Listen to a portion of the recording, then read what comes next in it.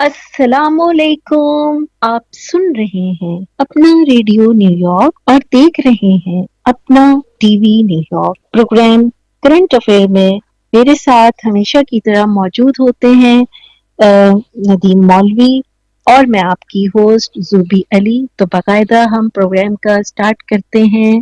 अस्सलाम वालेकुम। वालेकुम अस्सलाम और तमाम सुनने वालों को मेरी तरफ से अस्सलाम वालेकुम। जी नदीम मौलवी साहब, ये बताइए कि हमारे मुल्क में बेसिक सहूलतें अब तक हमें क्यों मैसर नहीं? गैस नहीं है, आप पूरा दिन आपका वेस्ट हो जाता है खाना पकाने के लिए। जो सुबह खाना पकाना है वो रात में पका के रखना पड़ता है अगले दिन के लिए। तो ये हमें इसमें उलझा दिया है और सियासतदान अपनी सियासत चमका रहे हैं। क्या किया जाए? लाइट नहीं है। देखिए, हम सबसे बड़े दुश्मन हम खुद हैं और फिर हमारे साथ, जिसे कहते हैं ना, हमारे साथ अपने भी अब अपने ना रहे। क्यों? क्योंकि अब क्या हो गया है कि हर इंसान अपना सोचता है और जब आप अपना सोचेंगे तो फिर जाहिर है फिर आपके जो घर है, मोहल्ला है, मुल्क है, वो तरक्की नहीं कर सकता। जिस घर में भी अगर एक इंसान मेहनत कर रहा है और बाकी जो इंसान है उसकी कदर नहीं कर रहे, तो वो घर भी नहीं रहता। तो ये तो हम मुल्क की बात करते हैं। अगर आप देखें 70 सालों से हम क्या कर रहे हैं, तनकीद बराए तनकीद, तनकीद बराए इस्लाह कभी नहीं किया हमने। हमारा काम, हमारी सियासत, हमारी हर चीज में हम देखते हैं तनकीद। अगर कोई अच्छा काम कर रहा होता है तो हमने अप्रिशिएट कभी नहीं किया, बल्कि तनकीद का निशाना बनाया है। जो भी अपनी उरूज पे जाता है तो उसे आखिर में पाकिस्तान में इनाम के तौर पे तनकीद दी जाती है और उसके ऊपर मुख्तलिफ किस्म के इल्जामात आना शुरू हो जाते हैं। अच्छा, ये मेरा इशारा हरगिज ये नहीं है कि आप या आवाम ये समझे मैं इमरान खान के बारे में बात कर रहा हूँ। मैं सबके बारे में बात कर रहा हूँ। मैं बात कर रहा हूँ कि आज भी फातिमा जिन्ना से लेके जितने भी सियासतदान के ऊपर कोई ना कोई बातें चलती रही हैं। यहाँ तक के कायदे आजम की अगर हम बात करते हैं, जो बानी पाकिस्तान है, जिसकी हम सब लोग बहुत इज्जत करते हैं, उनके ऊपर भी कहा गया था जनाब एम्बुलेंस नहीं पहुंची थी, कायदे आजम वफात पा गए थे और अगर एम्बुलेंस पहुंच जाती, मतलब आप, और फिर फातिमा जिन्ना के बारे में कहा गया, फिर अयूब खान के बारे में कहा गया, फिर भुट्टो साहब के बारे में कहा गया, और इसी तरह चलते चलते हमने सारे सियासतदानों के उरूज देखे और उनके जवाल भी देखे और फिर दोबारा उरूज पे आते हुए भी देखा।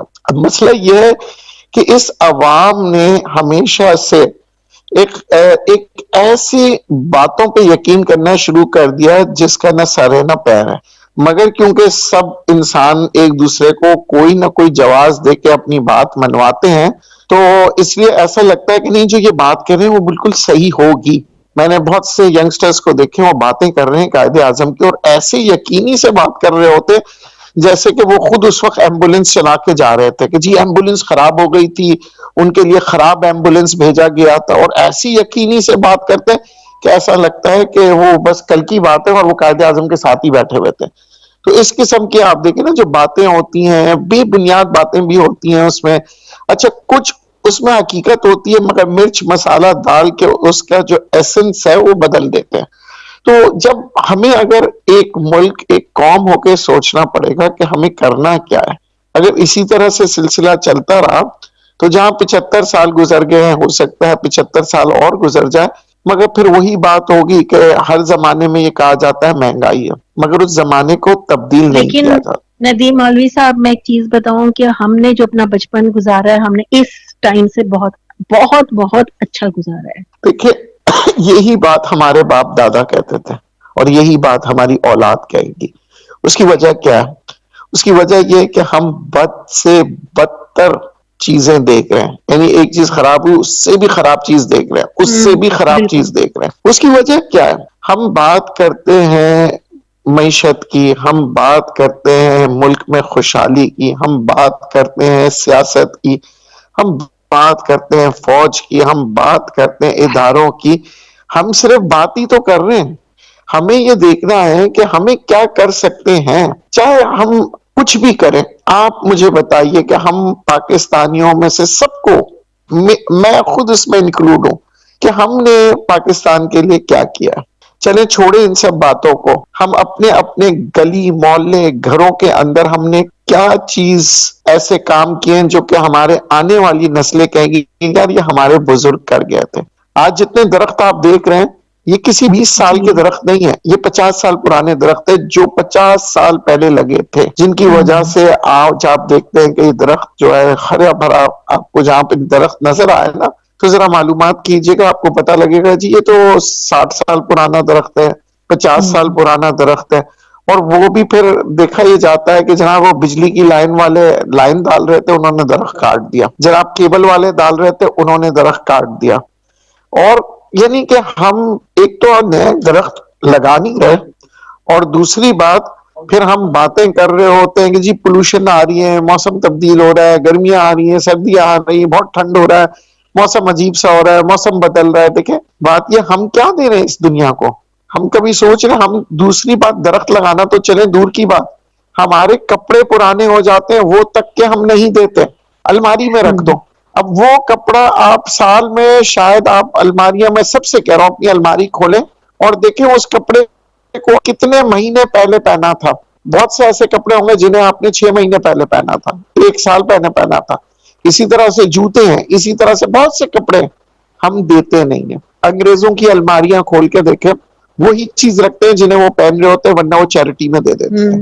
بالکل ہم چیریٹی میں تو ہم دیتے ہی نہیں ہیں, ہم چیریٹی میں تو صرف اس وقت دیتے ہیں اللہ نہ کرے جب کوئی حادثہ ہو کے کسی کا انتقال ہو جاتا ہے, اس دنیا سے گزر جاتا ہے نا, وہ بھی میں آپ کو بتاؤں وہ چیریٹی نہیں ہوتی, وہ ڈر کے مارے میں دیتے ہیں. ارے یہ مردے کا وہ پڑا ہوا ہے بستر فوراً دے دو, ارے یہ مردے کے کپڑے ہیں مت پہننا مت پہننا.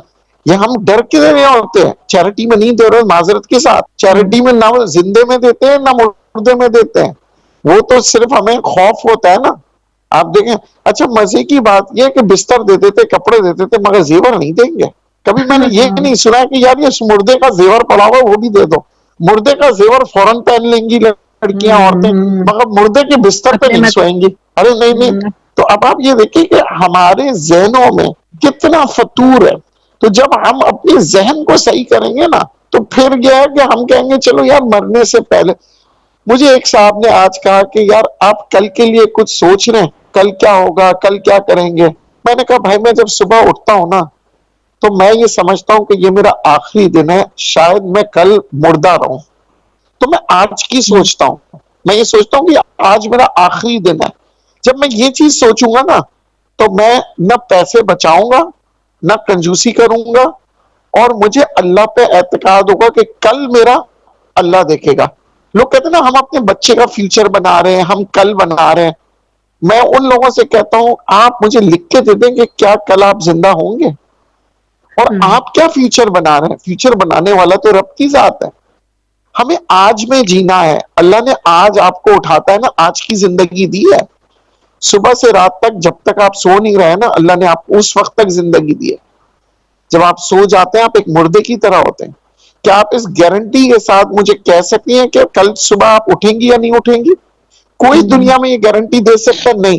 مگر اس کے باوجود ہم موت کو تو سوچتے ہی نہیں ہیں. جب آپ موت کو سمجھنے لگیں گے, سوچنے لگیں گے, تو پھر آپ میں انسانیت جاگے گی, پھر آپ میں دین کا شوق ہوگا.